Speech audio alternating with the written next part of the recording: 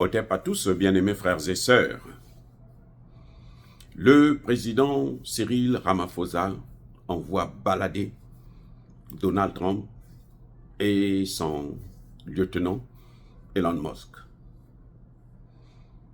Le président Cyril Ramaphosa est clair. Il sait que ce qu'ils sont en train de créer actuellement, c'est qu'ils veulent faire une révolution de couleur en Afrique du Sud. Mais ils vont perdre encore. Là, ça va être terrible. Parce que la dernière fois, on les a pardonnés. Cette fois-ci, on ne pardonnera plus. Ça va être la séparation totale. On va les renvoyer chez eux, en Europe. Parce que j'ai l'impression que Donald Trump pense que lui, il a reçu un mandat de gouverner le monde entier. Non. S'il est mondialiste, ça, c'est son problème. Les mondialistes, là, ils ont échoué en Afrique. Ils ne contrôlent pas. Ils contrôlent quelques individus qui sont en perdition actuellement parce qu'ils sont en train de disparaître. Ils sont en phase de disparition. Donc, les amis, le président sud-africain s'affirme comme étant une puissance sous-régionale. Et les Américains ne veulent pas qu'il intervienne au Congo. Ils veulent qu'il arrête, qu'il laisse Kagame continuer à progresser. Et Cyril Ramaphosa vient de confirmer qu'il ne quittera pas le Congo. Il dit c'est une affaire africaine, ça va se régler par les Africains en Afrique, pas par les Américains aux États-Unis ou par les Européens en Europe. Quand ils ont leurs problèmes là-bas, ils n'ont qu'à régler ça entre eux là-bas. Les Européens aussi n'ont qu'à faire autant. Lui, il vient en Afrique parce que l'Afrique, quand l'Afrique du Sud était en difficulté, c'est les Africains qui l'ont aidé à se libérer. Il n'y avait pas d'Occidentaux ou d'Occidental. Il n'y en avait pas. Américains, Français, tous, ils soutenaient l'apartheid, le régime de l'apartheid. Ce sont les Africains qui ont milité pour que l'Afrique du Sud puisse être libre. Et Cyril Ramaphosa n'a pas oublié ça. C'est pour ça qu'il a dit qu'il restera au Congo jusqu'à ce que les Rwandais quittent le Congo. Mawa et Baby et Lilé. Va-t-il tenir? Je n'en sais rien.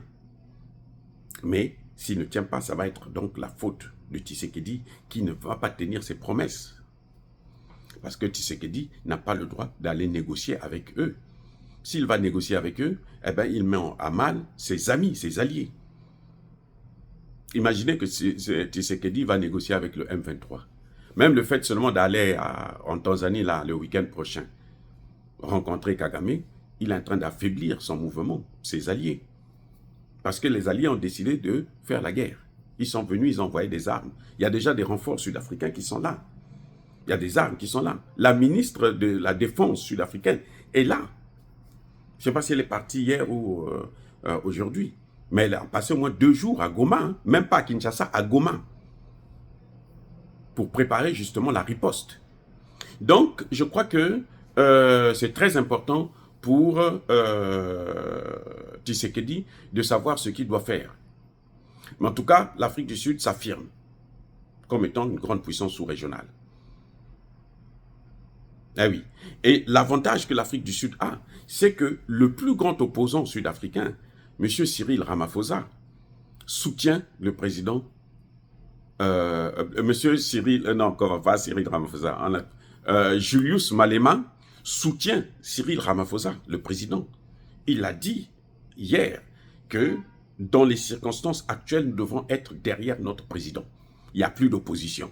Ce qu'il n'y a pas au Congo. Voilà le problème. Il n'y a pas ce genre d'attitude-là. Ce sont des opposants minables, des opposants affamés, des opposants corrompus, des opposants qui ont abusé et réabusé, super abusé de ce peuple congolais. Voilà les vrais opposants. Quand il y a une situation comme celle-là, vous devrez rester derrière le président. L'Afrique du Sud a quand même perdu 13 soldats. Ce n'est pas l'Amérique qui a perdu 13 soldats, c'est l'Afrique du Sud. Et l'Afrique du Sud doit venger ses soldats. Auquel cas, l'Afrique du Sud ne peut rien dire devant Paul Kagame. Kagame a fait la gueule parce qu'il savait qu'il a les États-Unis et l'Union européenne derrière, et l'Angleterre. Mais il sait qu'il ne peut pas faire face à l'Afrique du Sud. Mais l'Afrique du Sud a aussi des alliés qui sont très puissants, c'est-à-dire la Russie, la première puissance militaire du monde, et la Chine, première puissance économique du monde. Vous voyez? Donc, ce qui est en train de se passer là, on est en train d'aller vers une guerre de l'Est contre l'Ouest sur le sol africain. Malheureusement, à cause de Paul Kagame, à cause des opposants congolais, à cause de Corneille Nangaa, les rebelles, hein, criminels, génocidaires, bon, on est obligé de faire face. Le vin est tiré, il faut le boire. On va assumer. Nous demandons seulement au président Tshisekedi de ne pas baisser les bras, de rester sur sa position, de camper sur cette position, et puis de faire venir le renfort. La population est derrière lui, c'est ça le plus grand avantage, et c'est ça qui va lui donner le succès. Soyez bénis, soyez abondamment bénis par le Dieu des Kémites et par nos ancêtres angélisés. Vive l'Afrique éternelle, j'ai dit et j'assume.